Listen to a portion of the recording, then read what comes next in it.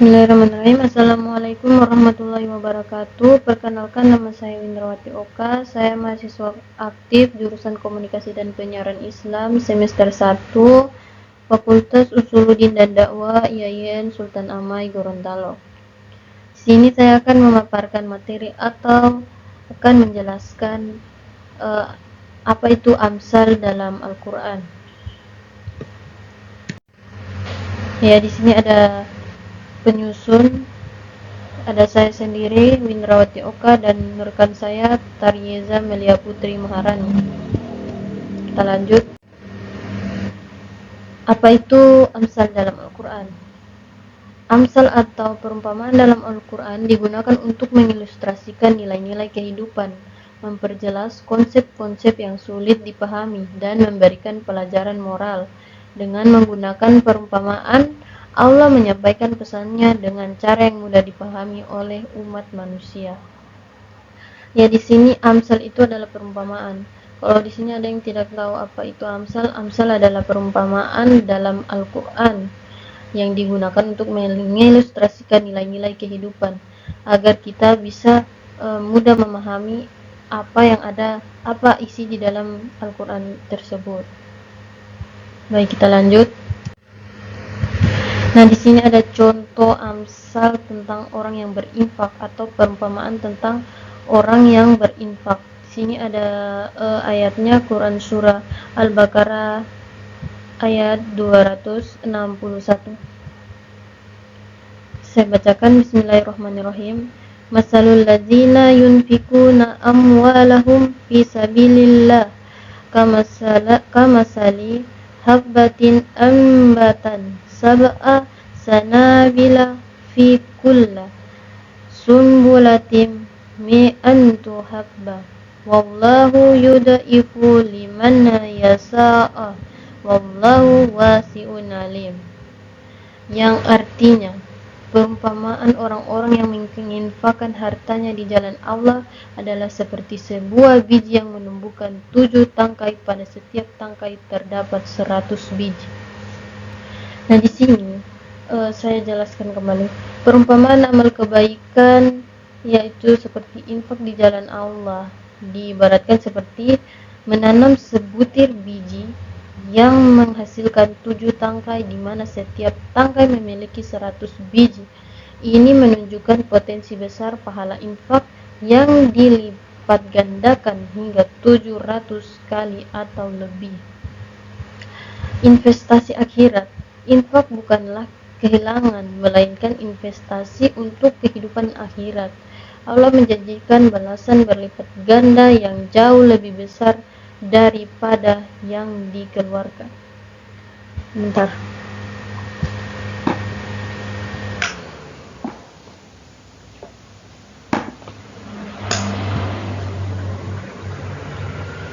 Baik, saya lanjut. Keikhlasan ini adalah kunci pahala besar ini. Hanya diberikan jika infak dilakukan dengan niat ikhlas semata-mata untuk Allah, tanpa mengharapkan pujian atau balasan dari manusia. Keberkahan yang meluas. Seperti tanaman yang memberi manfaat luas, infak juga memberikan keberkahan, baik bagi penerima maupun bagi yang memberi, di dunia dan di akhirat. Allah Maha Luas karunia-Nya. Allah memiliki kuasa penuh untuk melipat gandakan pahala bagi siapa saja yang Dia kehendaki. Rahmat-Nya sangat luas dan tak terbatas bagi orang-orang yang berbuat kebaikan. Nah, amsal tentang orang yang berinfak ini mengajarkan pentingnya berinfak dengan ikhlas, karena balasannya besar dan membawa keberkahan. Seperti itu. Kita lanjut di slide berikutnya. Nah, di sini ada amsal atau perumpamaan tentang hati yang menerima hidayah. Di sini ada surahnya juga, Quran surah Ar-Ra'd ayat 11. Saya bacakan, Bismillahirrahmanirrahim. Masalul ladzina yu'minuna wa ya'maluna shalihati kamasali zar'i ahraza sazaratahu iza sarathu. yang artinya perumpamaan orang-orang yang beriman dan beramal soleh adalah seperti tanah yang subur yang ditumbuhkan oleh air hujan dan mengeluarkan buahnya. Nah, di sini artinya perumpamaan orang yang beriman dan beramal soleh diibaratkan seperti tanah yang subur yang ditumbuhkan oleh air hujan, sebagaimana yang dijelaskan dalam Quran surah Ar-Ra'd ayat 11. Hidayah seperti air hujan. Hidayah Allah disamakan dengan air hujan yang memberi kehidupan pada tanah, menghidupkan hati yang sebelumnya kering dari iman. Hati yang subur. Tanah yang subur ini diibaratkan seperti hati yang menerima hidayah dan mampu menghasilkan amal kebaikan. Buah yaitu dari amal soleh. Keimanan yang kokoh menghasilkan amal soleh seperti tanah subur yang mengeluarkan buah yang bermanfaat. Manfaat yang luas.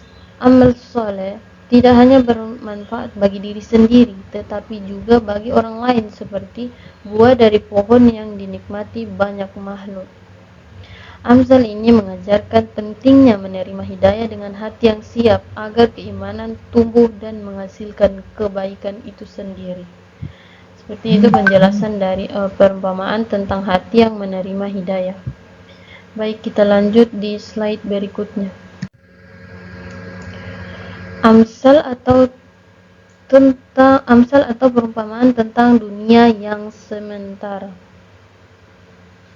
Di sini ada ayatnya, yaitu Quran surah Al-Kahf ayat 45. Saya bacakan. Bismillahirrahmanirrahim.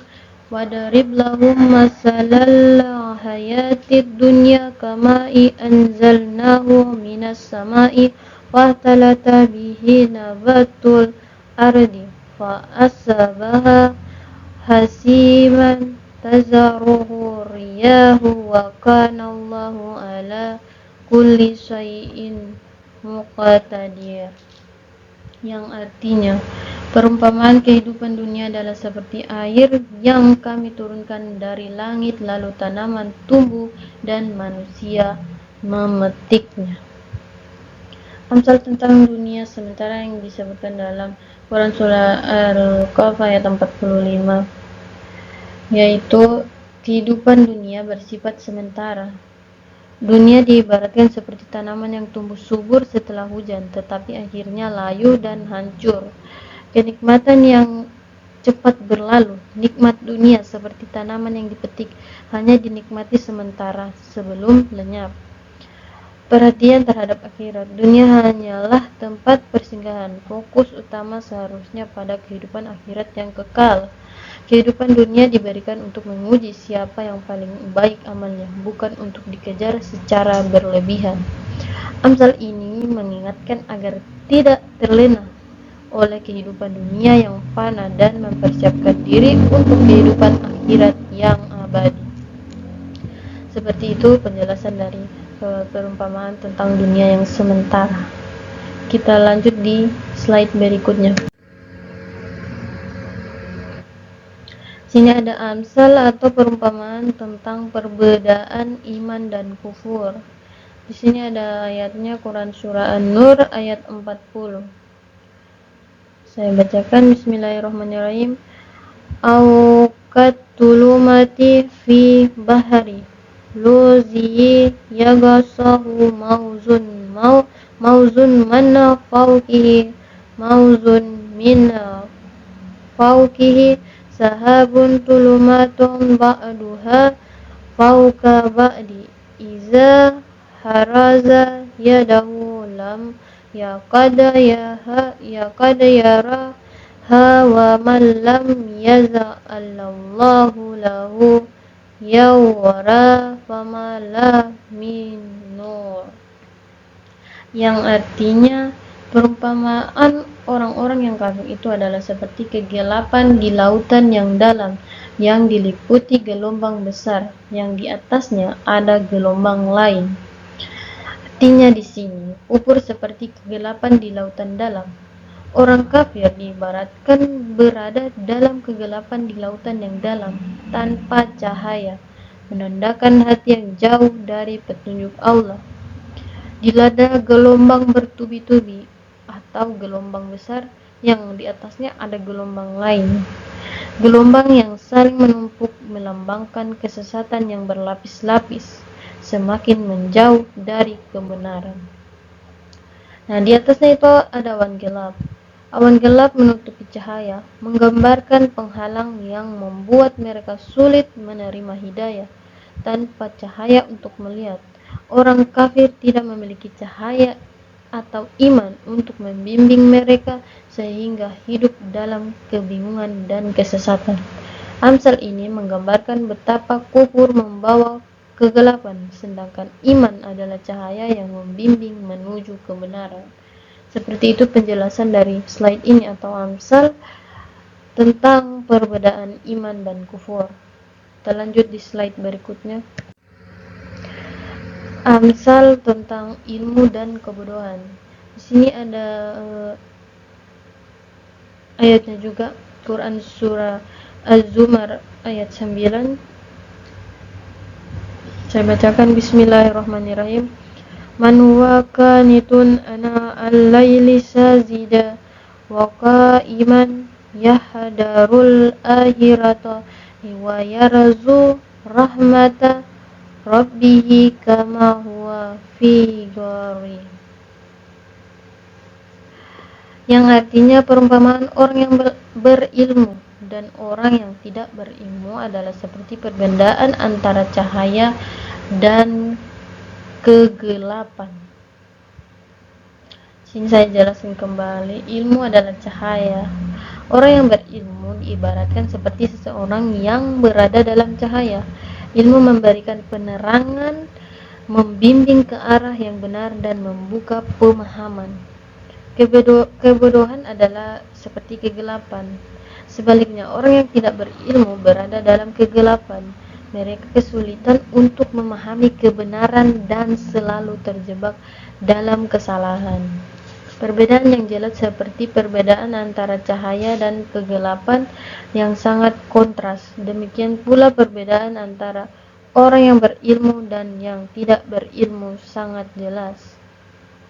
Ilmu membangkitkan kesadaran. Orang yang berilmu lebih sadar akan kebenaran, kebesaran Allah dan tujuan hidup. Mereka lebih bijaksana dalam menjalani hidup. Kebodohan membuat tersesat. Tanpa ilmu, seseorang akan mudah tersesat dan sulit membedakan antara yang benar dan yang salah, seperti orang yang berjalan dalam kegelapan. Amsal ini menegaskan bahwa ilmu memiliki peran penting dalam memberikan petunjuk dan kehidupan, sementara kebodohan mengarah pada kesesatan dan kebingungan, atau seperti diibaratkan seperti kegelapan. Ya, seperti itu penjelasan dari slide ini, yaitu Amsal tentang ilmu dan kebodohan. Kita lanjut di slide berikutnya. Di sini ada Amsal tentang amal soleh dan kejahatan. Di sini ada ayatnya juga, Quran surah As-Saff ayat 10 sampai 11. Saya bacakan, bismillahirrahmanirrahim. Masalul ladzina yunfikuna amwalahum fi sabilillahi kamasali habbatin ambatat say'a sunbulin fi kulli sunbulatin minha miyatun habbatin wa masalul lazina yaf'aluna say'ati kamasala sazaratin la tu'tiya samarah. Yang artinya perumpamaan orang yang beramal soleh adalah seperti pohon yang menghasilkan buahnya, sedangkan orang yang berbuat kejahatan seperti pohon yang tidak memberi hasil. Sini amal soleh sebagai pohon yang berbuah. Amal soleh diibaratkan seperti pohon yang menghasilkan buah. Baik, kita lanjut. Kita sudah tiba di kesimpulan. Sebelum kesimpulan, kita lanjut ada di pertanyaan berikutnya. Ya, baik, di sini saya akan menjawab beberapa pertanyaan, dan salah satu pertanyaan yang berkaitan dengan apa yang saya jelaskan tadi, yaitu amsal dalam Al-Quran di bagian 2. Saya akan menjawab pertanyaan nomor 1, yaitu pertanyaannya adalah seberapa besar peran ayat-ayat kauniyah dalam Al-Quran? Berikan pendapat Anda dengan memberikan salah satu ayat sebagai penguat dari argumen Anda. Baik, di sini saya akan menjelaskan ayat-ayat kauniyah dalam Al-Quran berperan penting untuk menunjukkan kekuasaan Allah melalui ciptaannya yang ada di alam semesta. Ayat-ayat ini tidak hanya memberi wawasan ilmiah, tetapi juga memperkuat iman umat manusia dengan mengingatkan mereka akan kebesaran Allah yang tercermin dalam penciptaan langit, bumi, dan segala yang ada di dalamnya. Alam semesta yang teratur dan penuh keajaiban menjadi bukti nyata dari eksistensi dan kekuasaan Allah. Salah satu contoh ayat yang menunjukkan peran besar ayat-ayat kauniyah adalah dalam Quran surah Al-Imran ayat 190. Ayat ini mengajak kita untuk merenung dan memperhatikan ciptaan Allah sebagai tanda kebesarannya.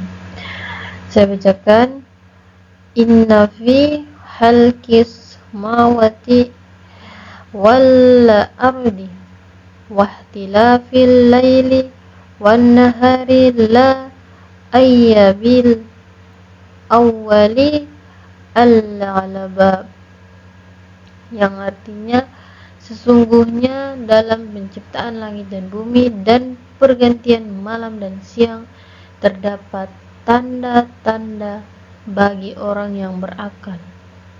Ayat ini menunjukkan bahwa alam semesta yang teratur seperti penciptaan langit dan bumi serta pergantian malam dan siang adalah tanda-tanda kebesaran Allah yang seharusnya direnungkan oleh orang-orang yang memiliki akal. Dengan demikian, ayat-ayat kauniyah berperan besar dalam memperdalam iman dan pemahaman kita terhadap ciptaan Allah yang tak terhitung jumlahnya.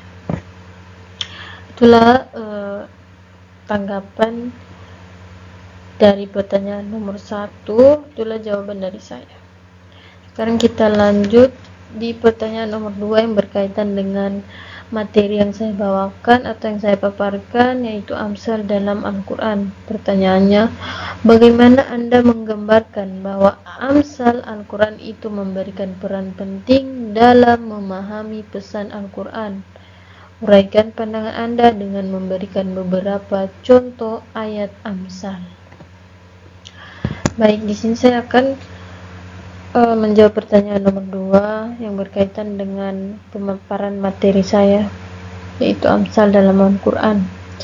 Amsal dalam Al-Quran berperan sangat penting dalam memahami pesan-pesannya, karena perumpamaan ini memudahkan kita untuk memahami konsep-konsep yang sulit atau abstrak. Amsal menjelaskan ajaran agama dengan cara yang lebih sederhana dan mudah diingat, sehingga pesan yang ingin disampaikan dapat lebih mudah diterima oleh berbagai kalangan. Amsal juga mengajak kita untuk berpikir lebih dalam dan merenungkan makna yang lebih luas dari kehidupan iman dan amal. Ada beberapa contoh ayat amsal.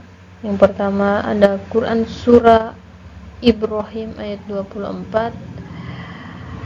Alam tara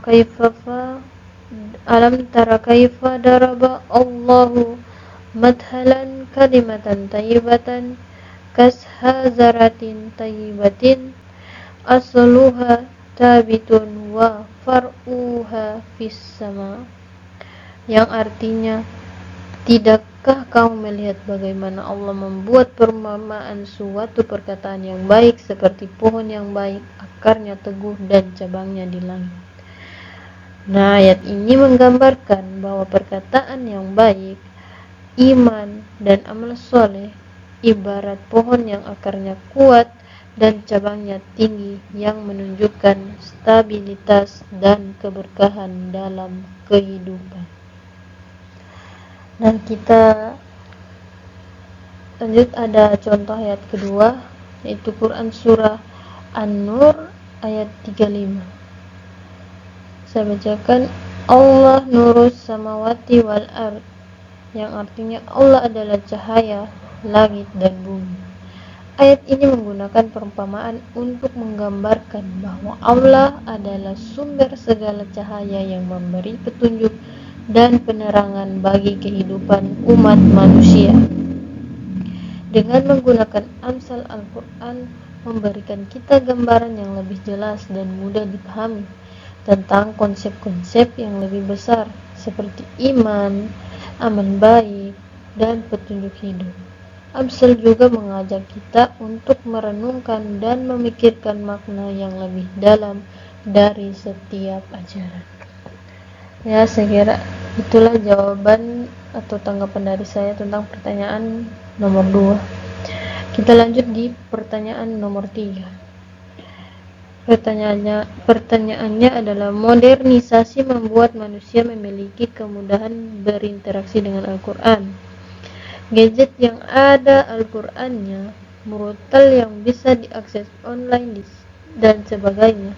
Namun itu tidak berbanding lurus dengan antusiasme manusia modern dalam berinteraksi dengan Al-Quran jika dibandingkan dengan masyarakat tempo dulu. Berikan alasan Anda apa yang melatar belakangi hal itu, serta berikan beberapa gagasan Anda upaya untuk menumbuhkan antusiasme interaksi dengan Al-Quran. Gagasan Anda bisa mewakili diri Anda sendiri, pemerintah, atau apapun. Di sini saya akan menjawab pertanyaannya. Fenomena yang terjadi saat ini di mana teknologi mempermudah akses manusia terhadap Al-Quran memang sangat kontras dengan antusiasme masyarakat di masa lalu yang lebih intens dalam berinteraksi dengan kitab suci ini.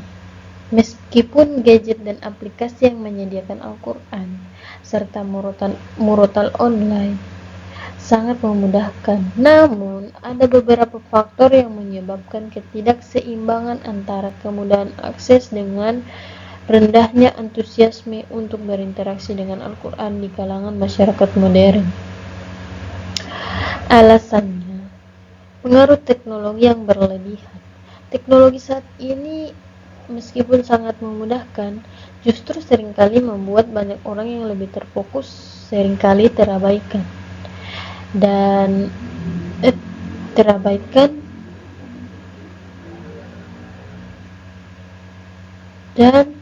membuat orang lain hanya fokus pada hiburan dan media sosial saja, menghabiskan waktu untuk konten lain yang lebih menarik atau menghibur seperti media sosial, game, dan video. Minimnya pemahaman dan penerapan.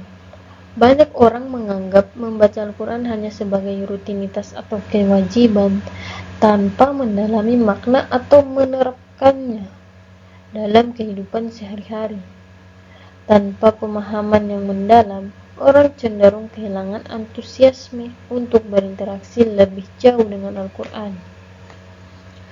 Keterbatasan waktu dan kesibukan. Kehidupan modern yang serba cepat dan penuh dengan tuntutan pekerjaan seringkali membuat orang merasa tidak punya waktu untuk membaca dan memahami Al-Quran. Banyak yang merasa sibuk dan menunda-nunda untuk membaca kitab suci. Gagasan untuk menumbuhkan antusiasme. Saya punya gagasannya yang pertama, yaitu pendekatan yang menarik dan relevan. Agar masyarakat lebih tertarik, pemerintah atau lembaga agama bisa mengembangkan program yang menghubungkan Al-Quran dengan isu-isu kekinian. Misalnya membuat kajian tentang bagaimana ajaran Al-Quran dapat diterapkan dalam menghadapi tantangan kehidupan modern, seperti di dunia kerja, dalam berinteraksi dengan sesama, dan dalam pengelolaan waktu. Meningkatkan pemahaman dengan teknologi. Aplikasi Al-Quran tidak hanya menyediakan teks, tetapi juga menyediakan tafsir yang mudah dipahami dan memberikan ruang bagi pengguna untuk berdiskusi atau mengikuti kajian online yang mendalam. Ini dapat membantu mengatasi kendala pemahaman dan memberi rasa keterhubungan yang lebih dalam. Menumbuhkan kebiasaan sejak dini. Pendidikan dini yang menekankan pentingnya interaksi dengan Al-Quran dapat memperkuat hubungan generasi muda dengan kitab suci. Melalui program pengajaran yang menyenangkan dan interaktif di sekolah-sekolah, anak-anak dapat lebih tertarik dan terbiasa berinteraksi dengan Al-Quran sejak kecil. Dan yang terakhir, mendorong masyarakat untuk merenungkan Al-Quran. Selain membaca, penting untuk mengajak masyarakat untuk merenungkan makna Al-Quran. Pemerintah atau lembaga keagamaan bisa mengadakan kegiatan rutin seperti tafsir keliling atau diskusi kelompok yang membahas ayat-ayat Al-Quran dengan cara yang lebih interaktif dan aplikatif dalam kehidupan sehari-hari. Dengan mengintegrasikan Al-Quran dalam kehidupan sehari-hari dengan cara yang lebih relevan dan mudah dipahami, serta memanfaatkan teknologi untuk meningkatkan pemahaman, kita dapat meningkatkan antusiasme masyarakat modern untuk lebih dekat dengan Al-Quran. Ya, demikian itulah penjelasan atau tanggapan dari saya tentang pertanyaan nomor 3. Saya rasa cukup. Lebih dan kurangnya saya mohon maaf. Sekian dan terima kasih. Wassalamualaikum warahmatullahi wabarakatuh.